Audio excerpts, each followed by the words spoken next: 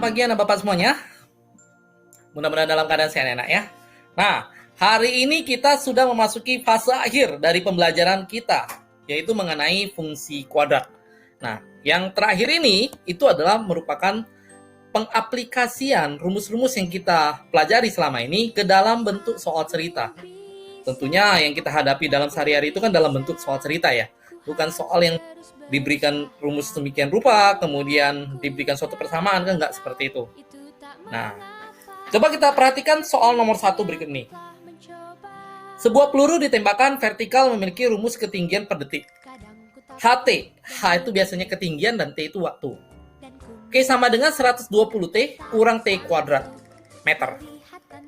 Oke, yang ditanya adalah tentukan tinggi peluru, berarti tinggi peluru itu hanya. Yang ditanya hanya pada saat detik ke-50, berarti T-nya 50. Oke, kalau seperti ini, gampang sekali ya. Nah, karena nomor 1A itu, nomor 1A, oke, nomor 1A, yang ditanya adalah H-nya berapa? H sama dengan berapa? Oke, tapi yang diberitahu tinggi nih. Oke, bentar ya. Yang diberitahu tinggi. T. Waktunya di sini diberitahu nilainya adalah 50. Jadi kalau soal seperti ini gampang sekali sebenarnya nak. Yaitu pada rumusnya ini kita ganti aja nilai T-nya. Maka jadi H buka kurung T. T-nya kan 50 ya. Berarti H50 tutup kurung sama dengan ya, berarti 120 T. 120 kali 50 ya, karena T-nya 50 ya. Kemudian dikurangi 50 kuadrat. Oke, 50 kuadrat. Oke. Langkah berikutnya tinggal kita kalikan aja nak. 120 kali 50. Ya, berarti 120 kali 5, 12 kali 5 saja 60. Jadi 120 kali 50 pasti 6.000. 6.000. Oke, kurangi dengan 50 kuadrat. 50 kuadrat, 50 kali 50. 2.500 ya.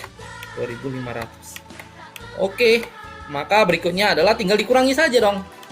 6.000 kurangi 2.500 sekitar 3.500. Ya, bukan sekitar tapi udah pasti 3.500 meter.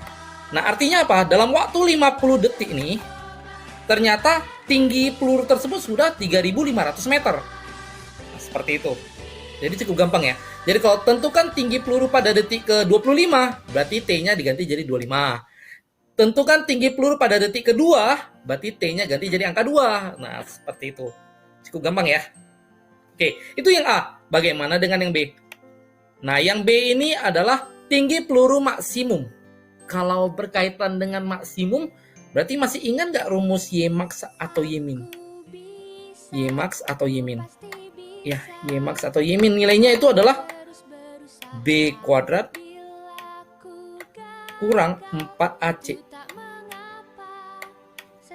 per min 4A. Nah, kan rumusnya ini ya.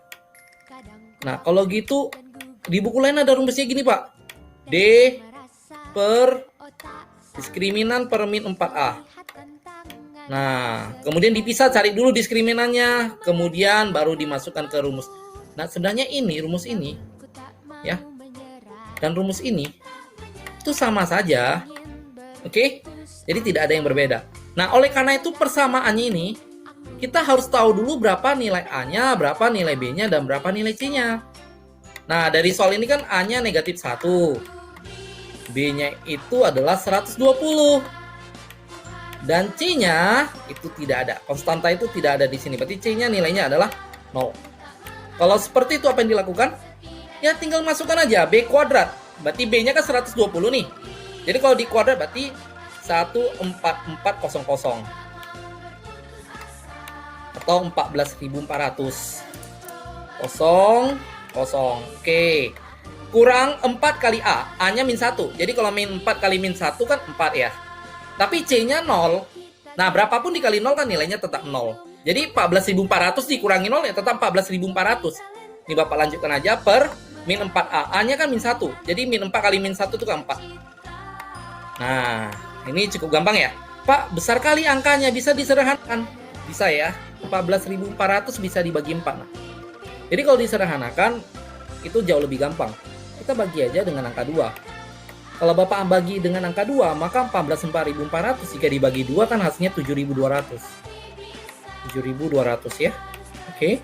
Sedangkan 4 dibagi 2 hasilnya tetap 2. Berikutnya 7.200 ini dibagi 2. Hasilnya adalah 3.600. Itu kan lebih gampang ya. Nah, sebenarnya dibagi 4 juga gampang. Ini yang paling gampang. Artinya apa? Artinya tinggi yang paling dapat dicapai oleh sebuah peluru pada soal nomor 1 itu adalah paling tinggi itu 3.600 meter. Ya, paling tinggi 3.600. Nggak mungkin melebihi itu. Ya, karena dia pada saat 3.600 dia udah sampai titik tertinggi, kemudian melewati waktu tersebut dia cenderung untuk turun. Nah, seperti itu. Itulah cara untuk mengerjakan soal nomor 1. Intinya adalah kita kembali mengingat apa rumus yang sebenarnya kita miliki, kemudian apa kaitan rumus tersebut dengan soal-soal cerita yang diberikan. Jadi soal cerita itu pada dasarnya nggak susah. Kita cukup sedikit menganalisa, kemudian kita bandingkan dengan apa rumus yang kita miliki. Nah, terus apa kaitan rumus yang kita miliki dan untuk menyelesaikan persoalan ini? Sama halnya seperti nomor 1A. Cukup hanya butuh sedikit penalaran kan? Kan ditanya adalah berapa tinggi peluru. Tinggi itu kan H. Dalam waktu 50 detik, waktu itu T time. Nah, gitu ya. Jadi artinya T-nya itu 50. Ya artinya kalau T-nya 50, ubah saja persamaan ini dengan semua T-nya itu diganti jadi angka 50. Dapat dong jawaban nomor 1A. Nah, bagaimana dengan 1B? 1B ditanya adalah tinggi tembakan maksimum. Otomatis di benak kita yang ada kata maksimum itu cuma ada di Y-max atau Y-min. Jadi kata maksimum atau kata minimum rumusnya cuma satu. Diskriminan per min 4A. Nah, diskriminan itu rumusnya apa? B kuadrat kurang 4AC.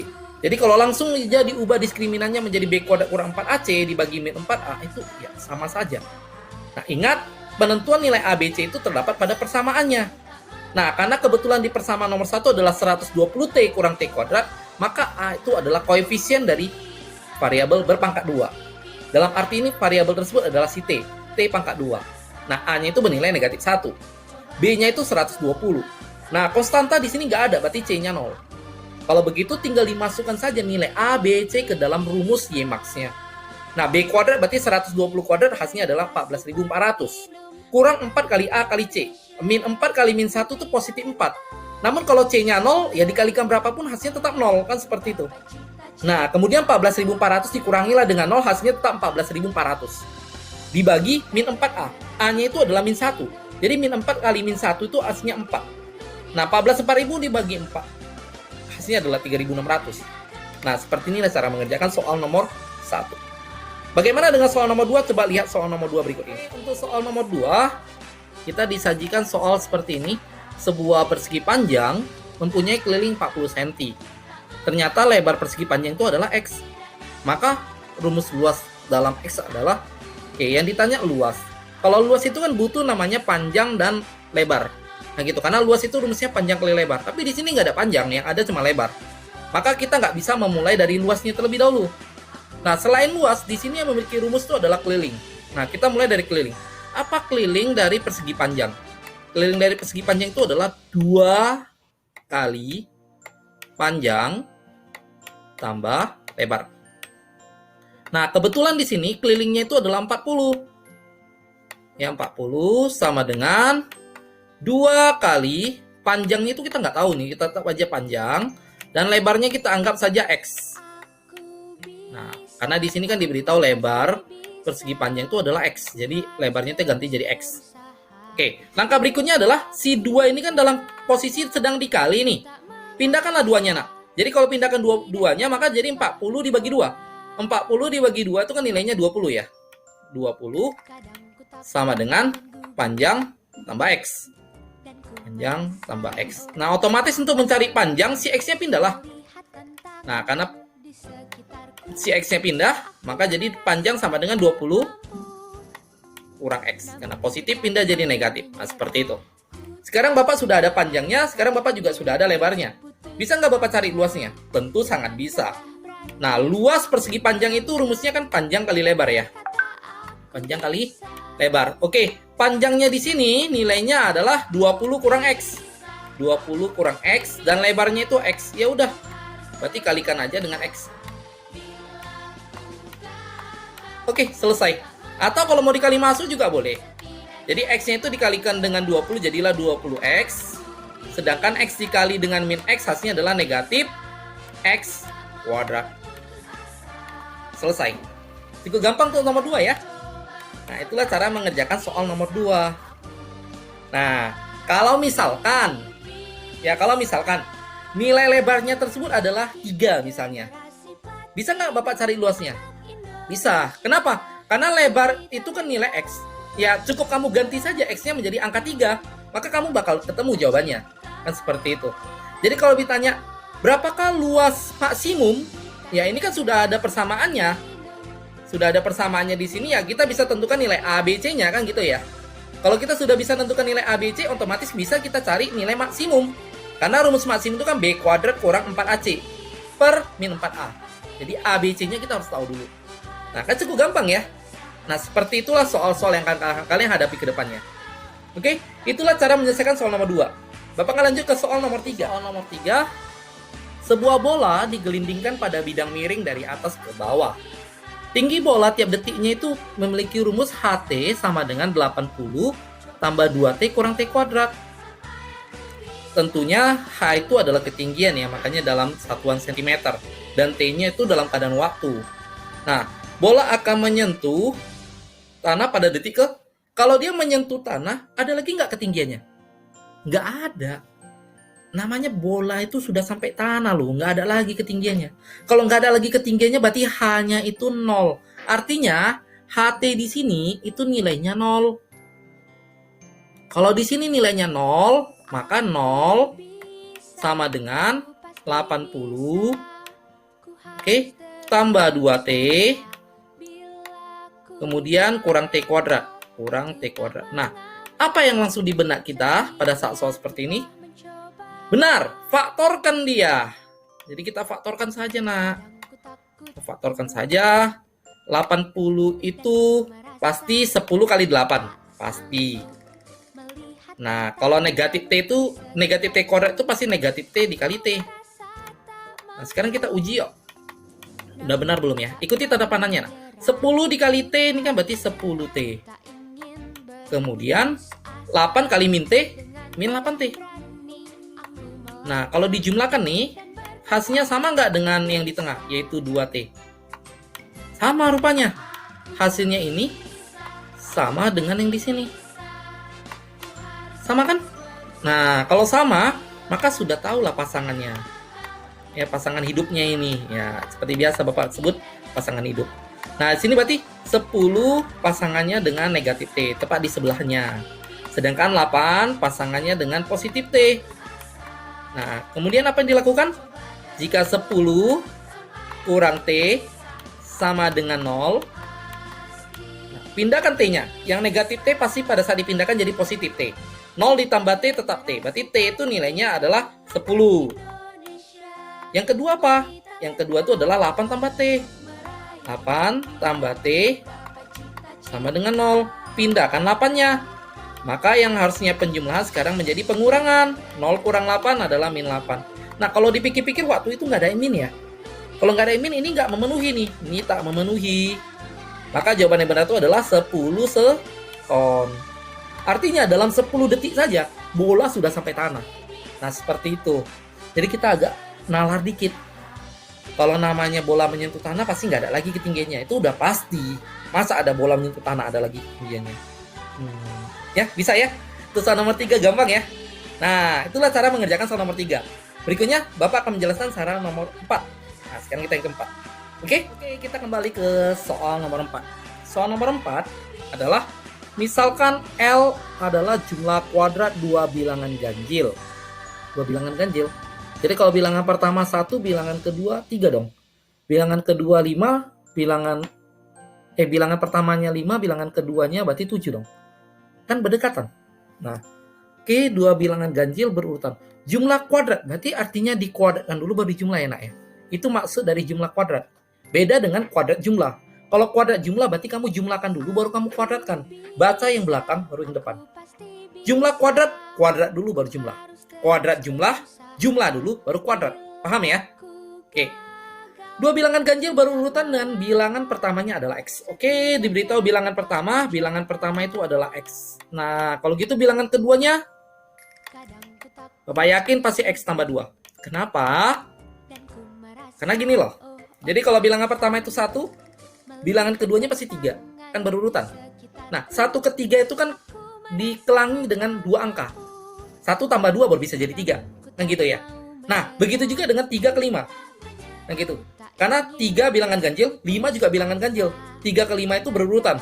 Nah, otomatis supaya 3 bisa jadi 5 harus 3-nya ditambah 2.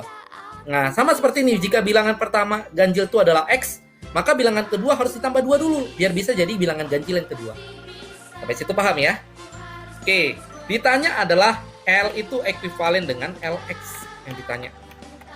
Nah, tadi kan sudah Bapak jelaskan kalau jumlah kuadrat berarti dikuadratkan dulu baru dijumlah. Dikuadratkan dulu berarti bilangan pertamanya, yaitu si X itu dikuadratkan dulu. Kemudian dijumlahkan dengan bilangan keduanya itu adalah X tambah 2. Oke, ini juga jangan lupa dikuadratkan. Nah, otomatis X kuadrat kan tetap X kuadrat, dia nggak bisa ngapa-ngapain nih. Nah, yang X tambah 2 itu dikuadratkan itu adalah X tambah 2 dikali dengan X tambah 2. Dikali dengan X tambah 2.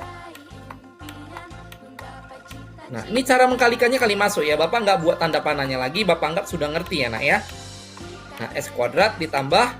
Nah, X-nya dikali dengan X dulu. Hasilnya adalah X kuadrat. Kemudian, X-nya dikali 2. Hasilnya adalah positif 2X. Berlanjut, 2 dengan si X ya tetap positif 2X. Berlanjut, 2 kali 2. Hasilnya adalah positif 4. Nah, sampai situ paham ya? Cukup paham ya? Oke, langkah berikutnya adalah X kuadrat. Ditambah X kuadrat itu adalah 2X kuadrat. 2X kuadrat. Nah, 2X ditambah 2X itu adalah 4X. Kemudian tambah 4 karena nggak ada pasangannya. Oke, perhatikan koefisiennya. Koefisiennya 2, 4, dan 4. Itu sama-sama dapat dibagi 2. Berarti ini dapat melakukan pemfaktoran distributif. Yaitu semuanya itu dibagi dengan EPB-nya. EPB-nya adalah angka 2. Jadi 2-nya itu kita tulis dulu. EPB-nya kita tulis dulu. Kemudian semua yang di atas ini kita bagi 2. Dibagi 2 maka 2X kuadrat akan menjadi X kuadrat, 4X akan menjadi 2X, dan 4 akan menjadi 2. 2. Oke, tutup kurung. Selesai. Nah, cukup gampang kan? Itulah cara mengerjakan soal nomor 4. Jadi kesimpulannya adalah fungsi kuadrat itu bukan pelajaran yang susah. Bahkan soal cerita saja pun simple sekali. Dan seperti itu. Bapak yakin anak-anak Bapak pasti bisa. Yang penting apa? Ingat rumus fungsi kuadrat dan ingat bahwa saja soal cerita itu tidak susah, butuh sedikit penalaran. Kita pikirkan baik-baik bagaimana cara mengerjakannya. Gampang lah itu. Oke, itu soal nomor 4. Berikutnya kita akan lanjut ke soal nomor 5. Inilah soal kelima. Ya, soal kelima, soal yang lumayan gampang ya. Kenapa Bapak bilang lumayan gampang? Karena di sini kita diberitahu luas sama keliling. Oke, sebuah persegi panjang memiliki luas 42 cm, kelilingnya 34. Lebar persegi panjang itu adalah, nah ditanya lebarnya nih. Jadi sebenarnya kalau Bapak anggap di sini, Bapak mulainya dari si keliling. Apa sih keliling persegi panjang? Keliling persegi panjang kan 2 kali panjang tambah lebar. Kan ini keliling persegi panjang kan? Oke, kelilingnya itu tadi 34. 34 sama dengan 2 kali panjangnya tetap panjang karena kita nggak tahu nilai panjangnya. Tambah lebarnya ya tetap lebar, kan kita juga nggak tahu nilai lebarnya. 2-nya itu pindah, ini dikali, pindah jadi bagi ya. Jadi 34 dibagi 2 itu 17, nah. Nah, 17 sama dengan panjang tambah lebar. Nah, oke, seperti itu. Nah, karena yang ditanya itu adalah lebar, maka lebarnya Bapak pindahkan aja lah. Ya, karena ini tambah, pindah jadi kurang. Berarti panjang itu adalah 17 kurangi dengan lebarnya. Nah, setelah Bapak tahu panjangnya, langkah berikutnya adalah Bapak cari luas. Apa rumus luas? Luas itu kan panjang kali lebar. Nah, luasnya tadi nilainya 42. 42 sama dengan panjangnya tadi 17 kurang L. Benar nggak? Dari mana sih Pak 17 kurang L? Ini loh, dari sini nakku. Nah, ini kan panjangnya 17 kurang L. Oke, dikali dengan L. Jadi L-nya itu kali masuk nih. 42 sama dengan 17 kali L, 17L kemudian min L kali L min L kuadrat. Semua yang ada di sini Bapak pindahkan ke ruas kiri ya. Semua. Jadi yang positif itu jadi negatif, yang negatif jadi positif. Kebetulan min L kuadrat itu akan berubah menjadi positif L kuadrat. Atau L kuadrat aja. Yang positif min 17L itu kan jadi negatif 17L. Kemudian kebetulan di sebelah kiri sudah ada angka 42. Dan itu tandanya positif. Langsung aja positif 42. Sama dengan 0. Sudah selesai. Itulah rumus lebar. Persegi panjang. Nah, gampang kan? Itu soal terakhir yang Bapak jelaskan kali ini. Ya, kesimpulan yang bisa Bapak ambil dari soal cerita nomor 1, 2, 3, 4. Intinya adalah kita pahami dulu apa itu fungsi kuadrat. Kalau kita nggak pahami konsepnya, kita juga nggak tahu cara penggunaannya, kita juga nggak mengerti mengenai fungsi kuadrat. Ya, soal cerita ya sama aja bohong. Nah, gitu. Nah, sama seperti kita mempelajari perkalian atau pembagian. Nah, kalau kita nggak tahu penjumlahan pengurangan dulu ya kita nggak akan bisa melakukan perkalian pembagian. Kecuali dihafal mati. Udah hafal mati. Nah, hafal mati. Nah, jadi kesimpulannya adalah langkah pertama yang kamu harus tahu itu adalah memahami dulu konsep fungsi kuadrat. Setelah kamu tahu konsep fungsi kuadrat, baru kamu kerjakan soal cerita. Oke? Nah, nomor 6 seperti biasa adalah tugasmu. Dan Bapak akan memandu pelan-pelan terlebih dahulu. Setelah itu kamu akan kerjakan sendiri. Oke, kita lanjut ke soal yang kamu kerjakan aku. Nah, soalnya ini bukan soal yang susah, ya. Ini Bapak akan jelaskan, Bapak akan pandu seperti biasanya, sampai sesederhana mungkin sehingga kamu tinggal melanjutkan saja. Oke? Nah, soalnya adalah selembar seng berukuran panjang 12 cm, lebar 9 cm. Ini Bapak anggap inilah sengnya ya. Berarti ini panjang 12 cm, lebarnya itu 9 cm. Oke. Pada masing-masing pojoknya dipotong bidang persegi. Berarti ini pojoknya dipotong persegi dengan ukuran X. Berarti sini X, sini X. Begitu juga dengan pojok ini dipotong persegi. Ini X, ini juga X. Ini juga dipotong persegi. Ini X, ini X. Ini juga dipotong persegi. Ini X, ini X. Sehingga menyerupai jaring-jaring balok terbuka. Katanya menyerupai. Coba kita lihat ya. Kalau ini Bapak hapus. Oke, kalau ini Bapak hapus. Kalau ini Bapak hapus. Katanya menyerupai jaring-jaring balok. Benar nggak ya? Oh iya, benar ya. Ini menyerupai jaring-jaring balok ya. Nah, ingat masih nggak? 12 cm itu dari sini loh. Sampai kemari. Ya kan? Sedangkan 9 cm itu dari sini sampai kemari, nak. 9 cm. Nah, terus Bapak mau nanya, setelah jadi jaring-jaring, ini kalau Bapak lipat, ya, ini Bapak lipat. Oke, ini Bapak lipat. Berikan putus-putus saja ya. Oke. Oke. Kurang rapi nggak apa-apa lah ya nak ya. Anggap saja lah paham. Nah, bagi kubus kalau ini Bapak lipat nih. Bapak lipat. Ya kan? Ini jadi tingginya. Sebenarnya si X itu jadi tingginya loh. Tingginya itu X. Panjangnya. Ya. Panjangnya itu ini loh. Dari sini sampai sini panjangnya. Nah, awalnya kan panjangnya 12. Kepotong sama X. Kepotong sama X. Karena kepotong itu, maka panjangnya adalah 12 kurang 2X. Karena yang dipotong itu adalah sebelah kiri sebelah kiri X, sebelah kanan X. Jadi dipotong kiri dan kanan, jadi dikurangi 2X. Nah, begitu juga dengan lebarnya. Lebarnya itu kan dari sini sampai kemari itu kan 9. Karena dipotong X, maka yang lebarnya ini maka sekarang menjadi 9 kurangi dengan 2X. Kenapa? Yang dipotong atas sama yang potong bawah. Kurangi 2X. Nah, ini Bapak tulis nih panjangnya adalah 12 kurang 2X. Sedangkan lebarnya itu adalah 9 kurang 2X.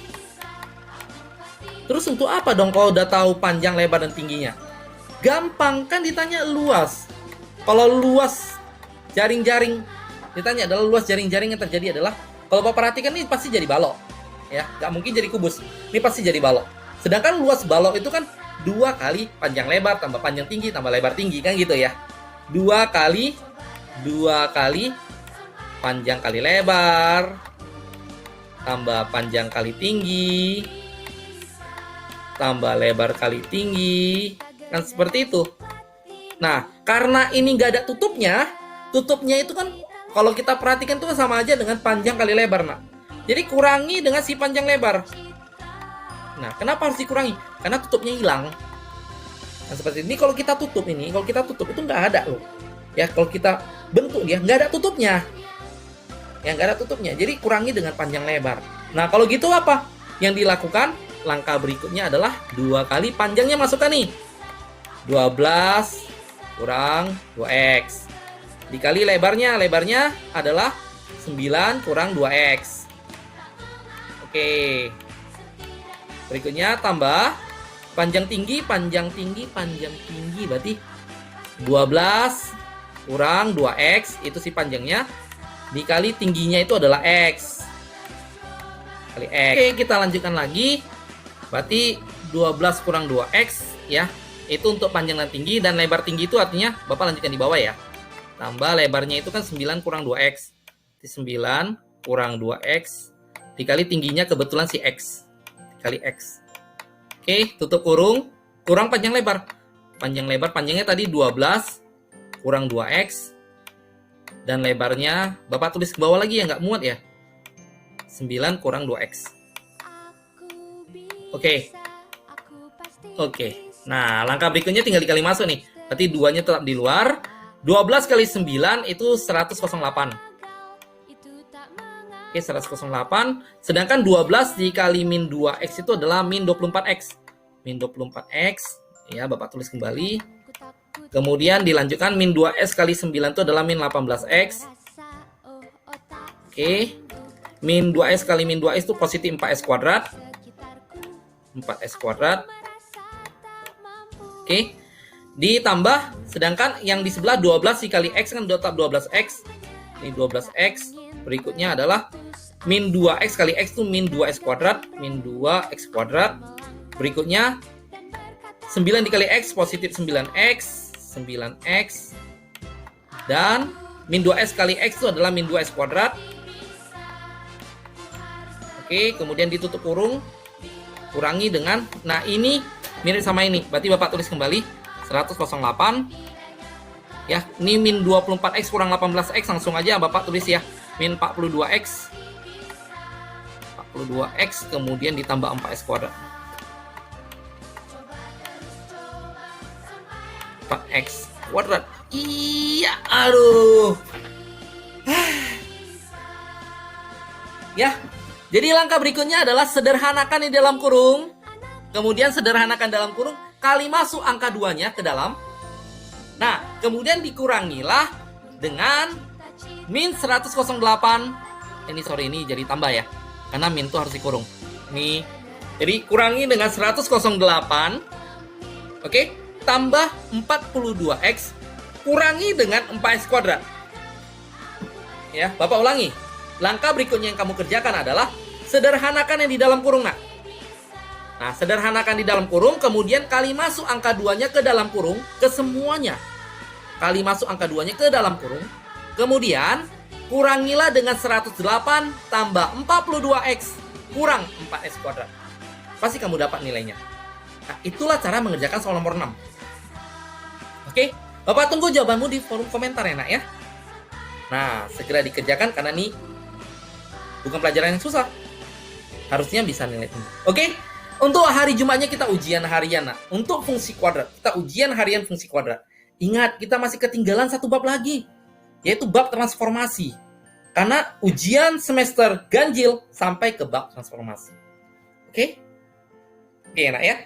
Oke, demikian yang bisa Bapak jelaskan pada hari ini. Jika suatu Bapak jelaskan terdapat kata-kata yang menyinggung perasaan anak Bapak semuanya, Bapak minta maaf terlebih dahulu. Tidak ada maksud hati Bapak untuk menyinggung anak-anak Bapak ya.